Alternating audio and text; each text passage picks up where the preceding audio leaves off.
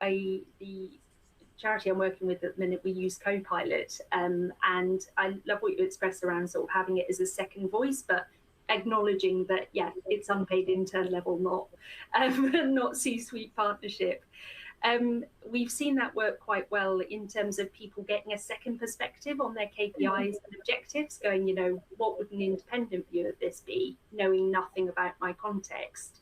Because although one of AI's weaknesses is it doesn't have context and nuance, sometimes that can be a really good thing because it will tell you a perspective based on nothing, essentially, which can be really helpful in refining goals.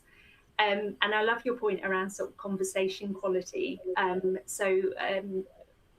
organization I worked at, we introduced ChatGPT voice for role playing.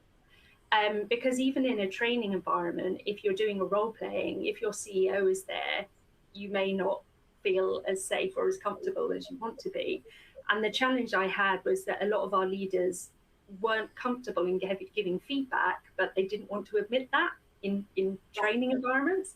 So we gave them ChatGPT to role play conversations with a clear prompt in the background, so that they knew that they could practice and then discuss that with someone they trusted without sort of the worry of reputation.